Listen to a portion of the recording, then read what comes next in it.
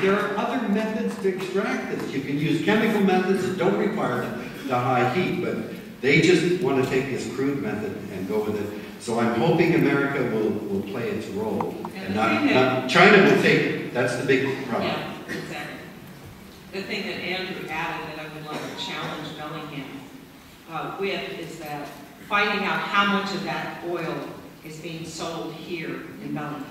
Because we're right over the border. This is the first place they would hit. How much of the oil that you're using in your gas tank is coming from the Alberta tar sands?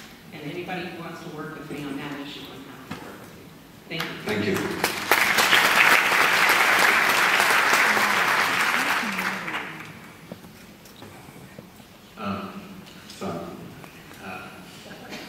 I just want to ask, didn't you just do an interview with me today? No? That was my friend, actually.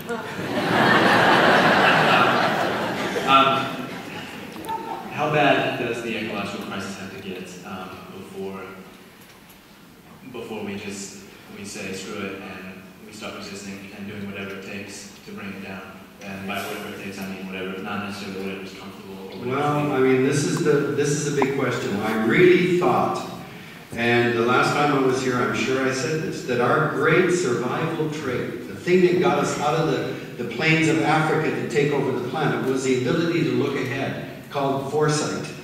The ability to see, based on our experience and knowledge, where the dangers lie and where the opportunities are, and deliberately choose to avoid the dangers and exploit the opportunities.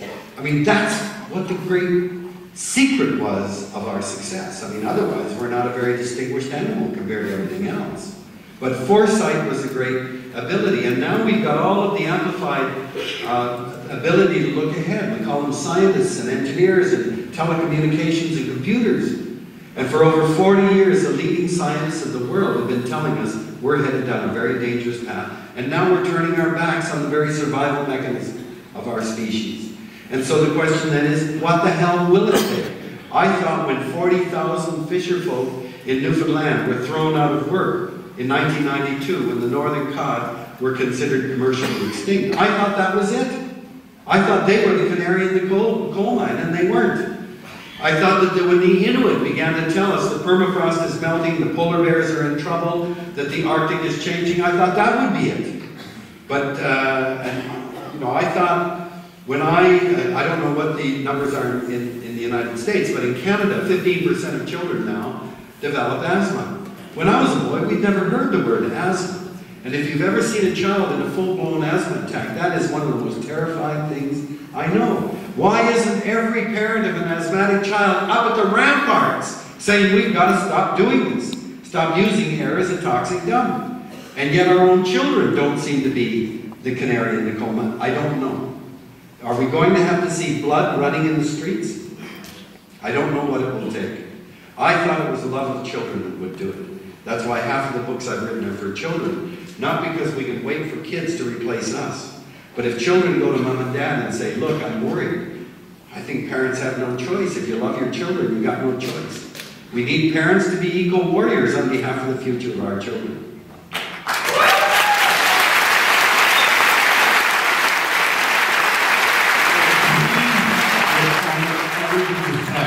I only have one question. You said that they replaced the war economy with a consumer economy. And they really didn't. They still have a war economy. They've had it ever since World War II. They've had it and the war economy is almost great now as it's been ever since. And that's been one of the problems.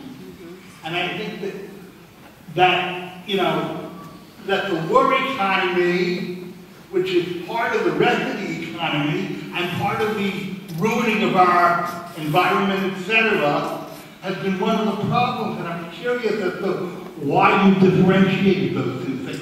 Well, because 70% of the American economy now is completely dependent on consumption. And after that terrible event of 9/11, what was Mr. Bush's first public statement to the American people? I want you to go out and shop. And that wasn't a joke.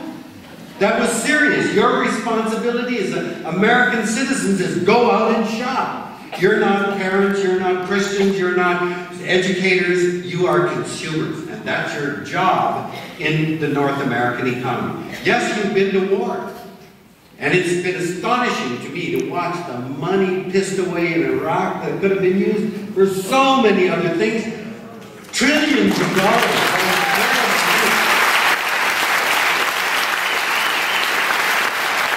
But it is consumption. It is consumption that's at the heart of our problem right now. Well, let's try one more. You mentioned that our science is a reductionist-based science. And what's it going to take to get science to appreciate the emergent nature of nature and have an emergent science? Mm-hmm. Well, I think there are a number of scientists now who are trying to make that point. People like Fritjof Capra. There is this whole systems analysis where you try to look, and I think ecology itself, in some ways, is attempting to look at bigger systems. But the reality is that if you were to look at the physical properties of atomic hydrogen and the physical properties of atomic oxygen, and then ask the physicist, what happens if I take 2 atoms of hydrogen, combine them with 1 atom of oxygen to make a molecule of water? Based on what you know of the hydrogen and oxygen, what will be the properties of water? And a physicist has to say, I'll be damned if I know. Because there are, as you say, emergent properties that come out of the complex that cannot be anticipated by the individual pieces. And that's what we face. So we've got to try at each level to look at these higher levels of organization. But we're not going to find them by focusing on bits and pieces.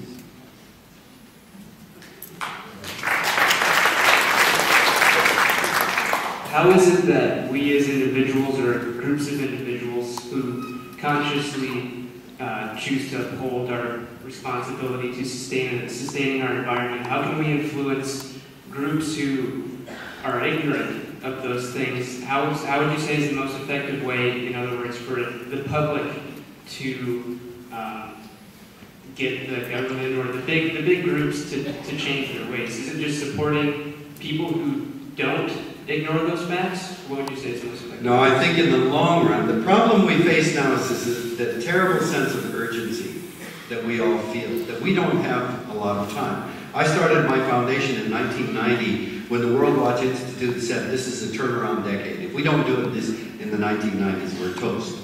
And so when we set up the foundation, we said every cent we raise, we're going to spend, because we got only a 10-year period. Well, 10 years came and went, and now here we are in 2009, we're still going. But that window of opportunity, I believe, is getting very, very narrow. And so there's a sense of urgency that is going to lead people to take some very desperate measures. Sorry.